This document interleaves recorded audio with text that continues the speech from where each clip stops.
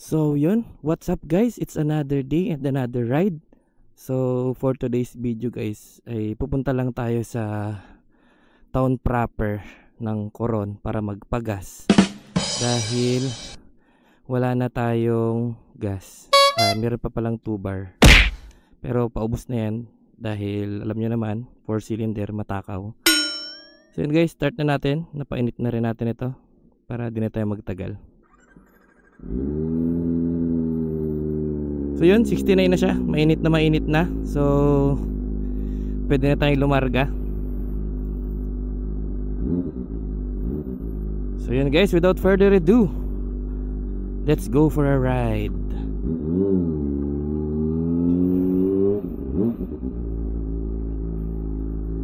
Uh-oh.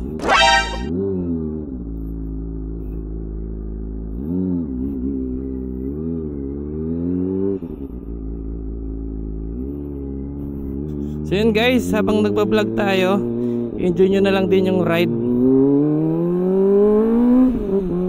At saka yung symphony nitong 4-cylinder engine.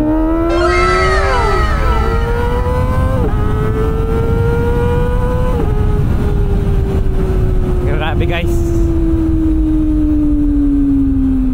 Screamer na screamer.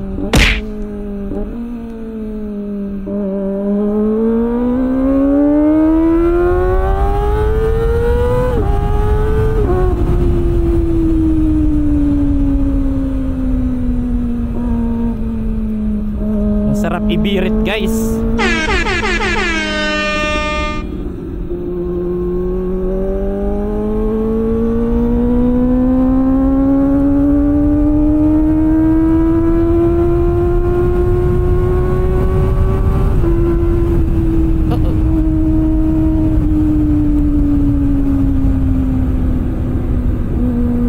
So yun guys, sa mga nagtatanong pala kung gaano kagastos itong 25R natin, sa estimate ko guys ay umaabot siya ng siguro mga 18 kilometers per liter kapag medyo tipid, kumbaga parang tipid mode siya guys. Pero kung walwal mode guys, bomba ka ng bomba tas mabiga ka, ay siguro 15, less than 15 kilometers per liter or less, ganyan, mga 14 or 13, depende talaga sa throttle hobby mo.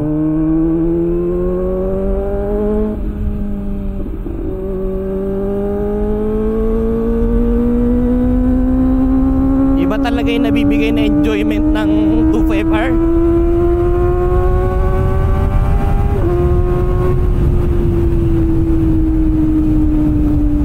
Para kang nasa racetrack.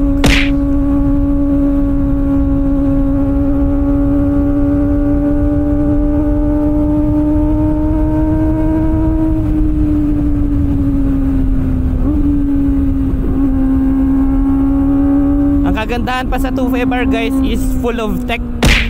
Kung ba yung technology niya guys, talagang nandito na lahat. Isipin nyo guys, sa 250cc meron ng quick shifter, up and down, meron ng power mode, meron siyang traction control, merong ABS, ano pa ba?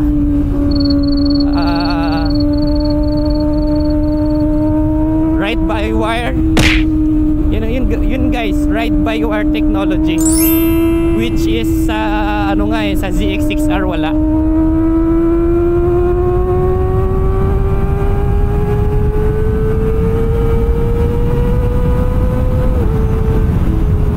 Grabe.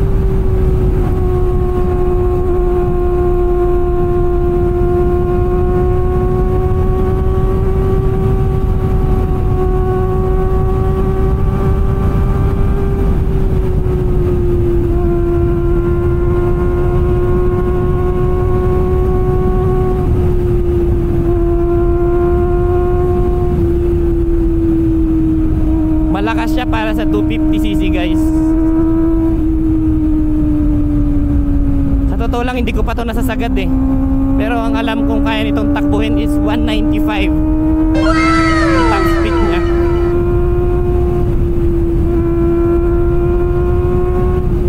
E tayo naman guys ay nanggaling naman tayo sa mga underbone, kaya nung nagkaroon na tayo ng 25R ay syempre sobra-sobra na yung lakas nito. Woo!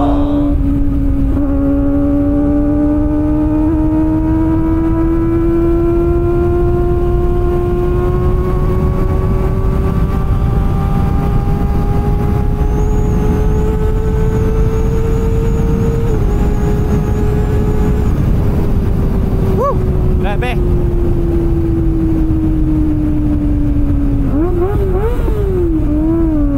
Bomba raw.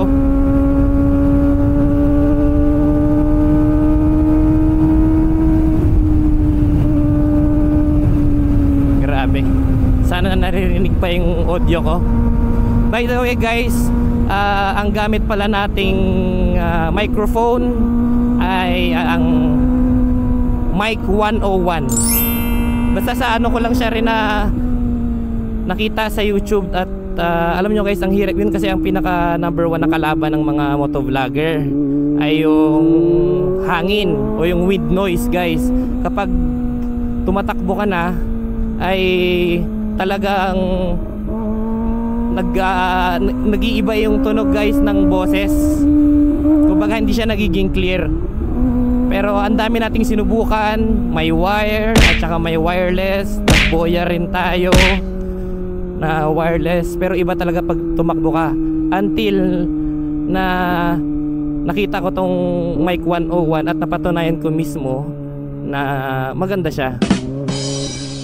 So yun na yung ginagamit natin guys simula nung nakaraan pa sa mga videos natin. Kaya kung mapapansin nyo guys, malinis yung boses natin kahit na tumatakbo tayo ng mabilis.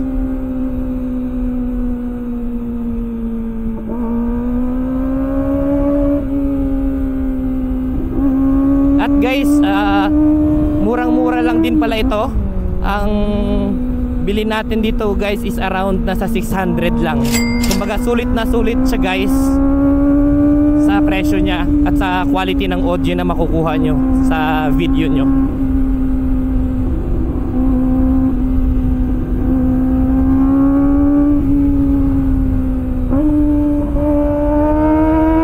Grabe guys, para tayong si Valentino Rossi.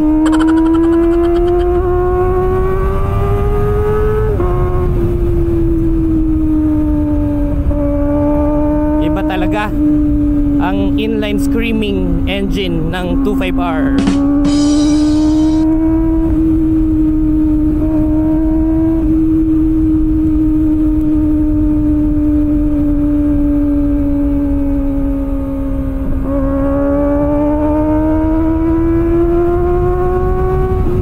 Makaabot pa tayo ng bayan dahil ipo-full tank natin ito at wala tayong cash dito. Kukunin pa natin yung cash sa tindahan guys, kaya sana umabot pa tayo.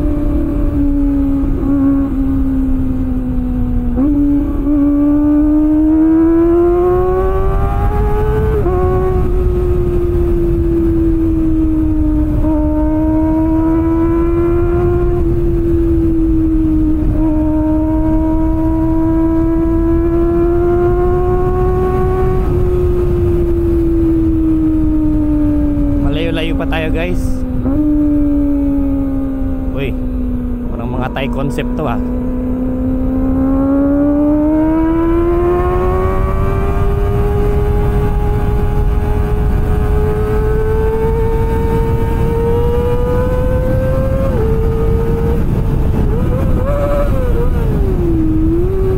Bomba raw.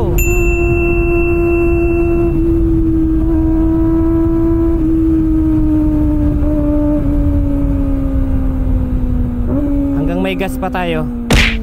Bomba lang ng bomba.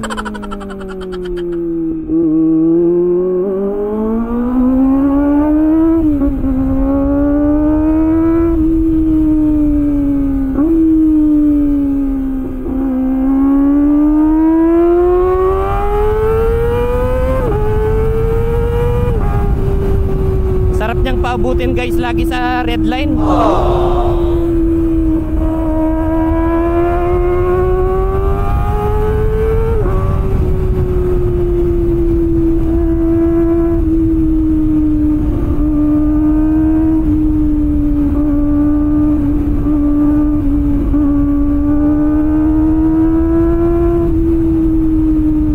Medyo dumidilim na yung paligid at naka smoke visor pa tayo, pero kitang kita pa rin naman guys.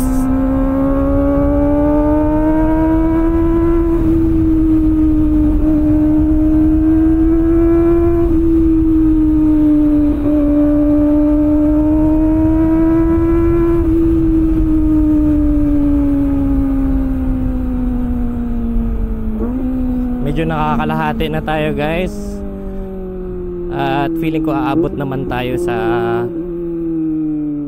town proper at may pasobrang gasolina pa to.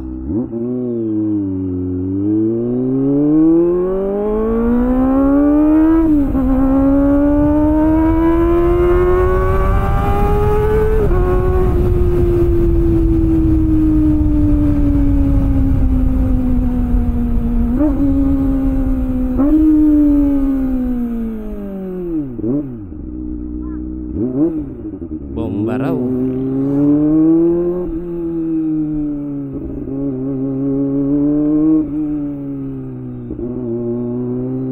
Ito yung mga ingatan nyo guys, yung nag-overtake kayo sa tulay. Maraming nadidisgrasya dyan.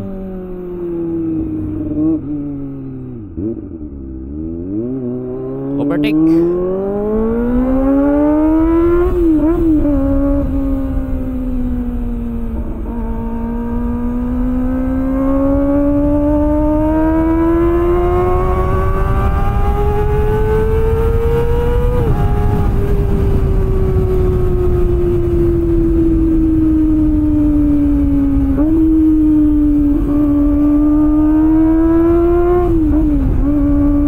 Isa pang kagandahan ng 2.5R guys, ang dali niyang i-banking kasi hindi siya ganun kabigatan.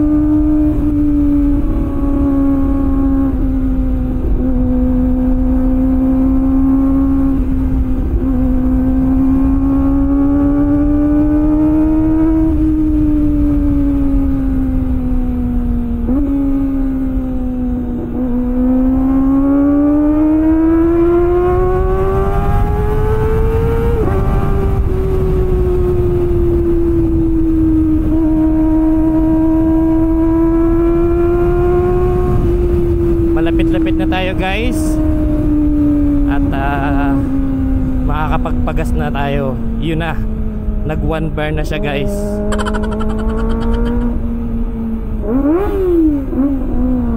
Bomba raw. Kailangan talaga pag lumalabas tayo guys, maraming gasolina kasi ang dami nagpapabomba. Siyempre pagbibigyan natin yan guys, di ba? Kasi baka sabihin ng iba mayabang.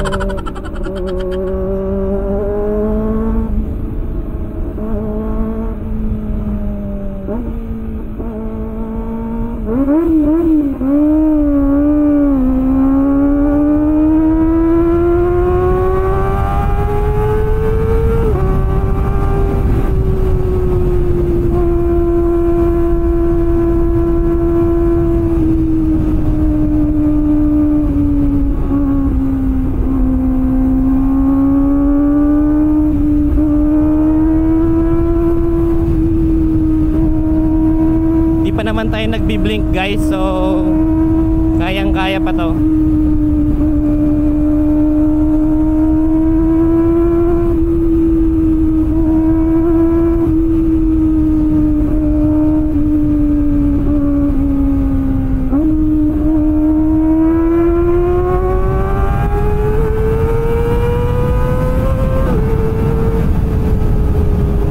Ano kaya pakiramdam ng nakatayo lang ako dyan tas makikita kong tumatakbo ng mabilis yung 2.5R?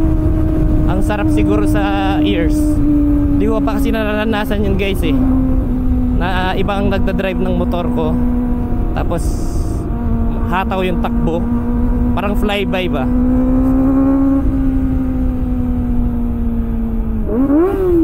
Bomba raw.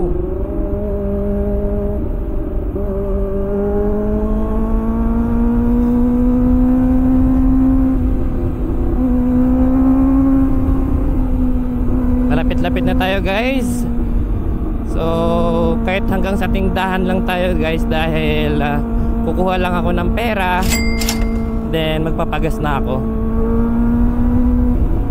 Wala kasi tayong cash dito guys.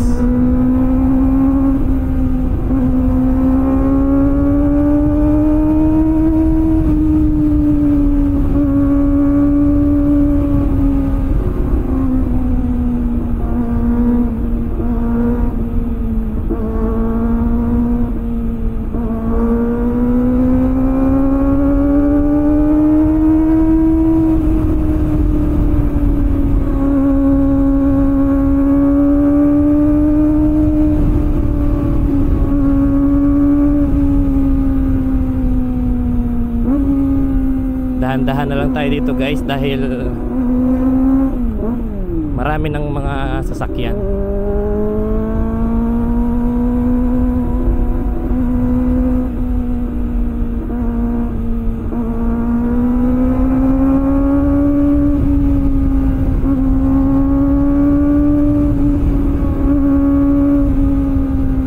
Isa pa lang di ko nagustuhan dito sa 25R guys, pero hindi naman as in talagang di ko nagustuhan, is yung ergonomics niya.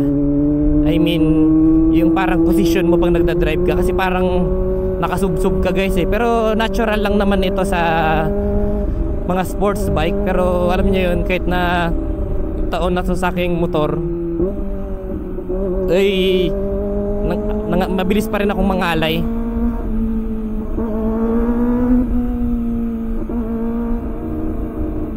Pero yun lang naman.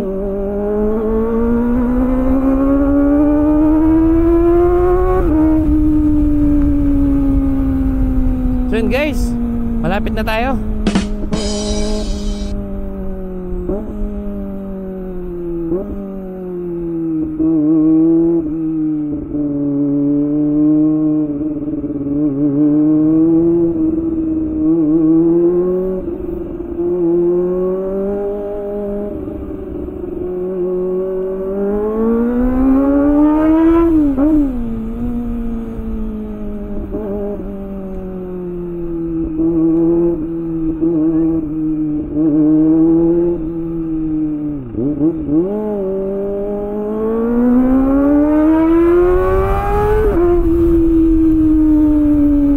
Grabe talaga. Grabe humiyaw.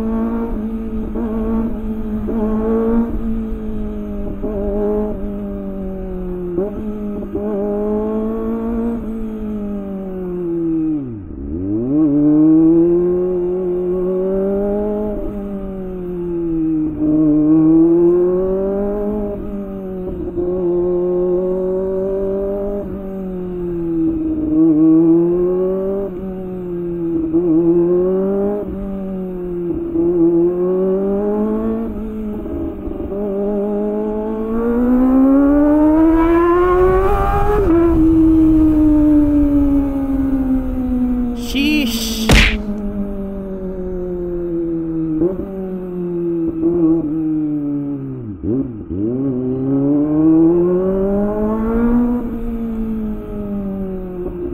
So yun guys, malapit na tayo.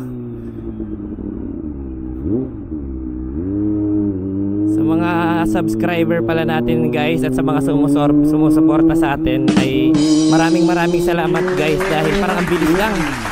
Yung nakaraan ay nagsisimula pa lang tayo. Nasa 4, 5 hanggang 10 pa lang yung subscribers natin. At yung ilan pa dun is mga kakilala rin talaga natin. Ngayon guys, road to 800 and going to 1,000 at sana guys. So yun guys, thanks for watching. Please like, share and subscribe. And ingat kayo palagi guys.